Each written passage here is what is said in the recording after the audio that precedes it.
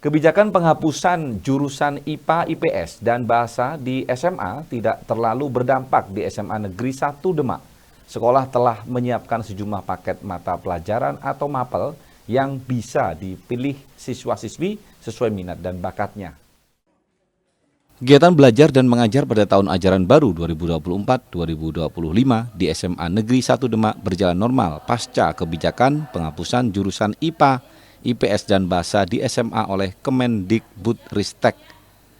Sekolah telah mengantisipasi sejumlah masalah yang berpotensi muncul dengan adanya kebijakan tersebut. Antisipasi diantaranya pihak sekolah telah mensosialisasikan kebijakan ini kepada siswa dan wali murid. Selain itu, SMA N1 Demak juga telah menyediakan sejumlah paket mata pelajaran yang bisa dipilih oleh siswa. Paket-paket tersebut berisi sejumlah mapel yang esensinya sama dengan jurusan IPA, IPS, dan Bahasa. SMA N1 Demak sendiri memberikan 4 pilihan paket kepada siswa-siswi kelas 11 dan 12 berdasarkan jumlah tenaga pengajar. Dalam perjalanannya, sekolah itu sempat kekurangan guru eksakta lantaran peminat rumpun mapel tersebut sangat tinggi. Namun masalah tersebut tahun ini sudah tertangani dengan masuknya 10 guru PPPK yang kebanyakan mengajar di bidang eksakta. Tantangan lain yang dihadapi SMA N1 Demak adalah kemampuan guru dalam mengakomodir bakat dan minat siswa yang beragam. IPA dan IPS dalam kurikulum tingkat satuan pendidikan atau dulunya namanya KTSP itu sebenarnya ya tidak terlalu berpengaruh.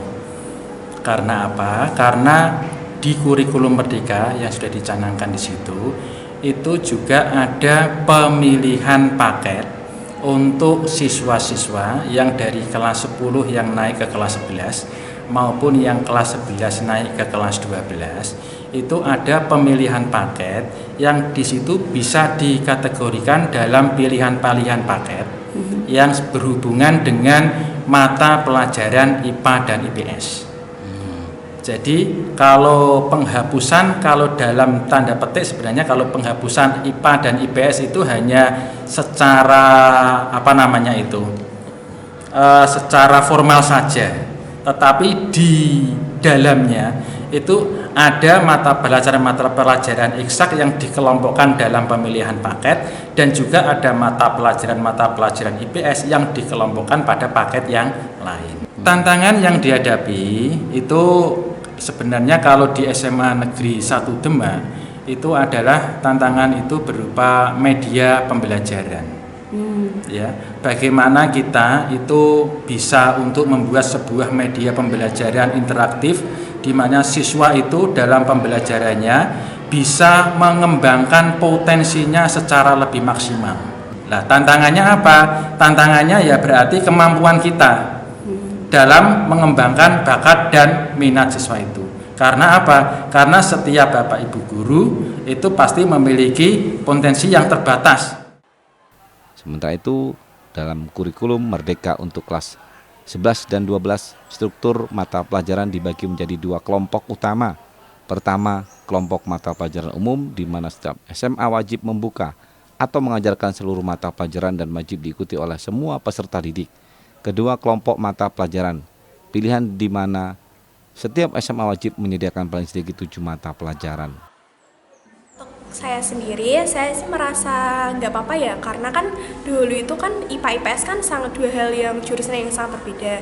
Nah untuk sekarang itu jurusan kan sudah kurikulum Merdeka, jadi jurusan mereka tuh kayak dibagi gitu loh, walaupun memang tidak kelihatan sesignifikan untuk jurusan IPA IPS, tapi di kurikulum Merdeka ini tuh ada penjurusan ya seperti paket 1, paket 2, paket 3, paket 4. Jelas kaget ya, karena saya kira itu kayak rata gitu loh. Jadi kan saya bingung, tentunya kan ada kan jurusan itu kan perlu ya, terutama untuk yang mau ke mahasiswa gitu. Jadi saya takutnya kalau misal nanti saya bingung, saya kemana nih kalau nggak ada penjurusan IPA IPS. Untuk orang tua saya, pertama kali first impressionnya itu ya sangat kayak sangat kaget ya, karena kan dulu kakak saya juga di sini, dan untuk kakak saya kan masih jurusan yang ada IPA IPS. Nah untuk mama saya awalnya kaget, terus masih bingung juga gimana sistemnya. Terus setelah itu ada juga rapat komite dan rapat orang tua, jadi dijelaskan juga gimana sistem pembelajaran siswa sekarang. Sigit Aulia Firdaus, Demak, TA TV.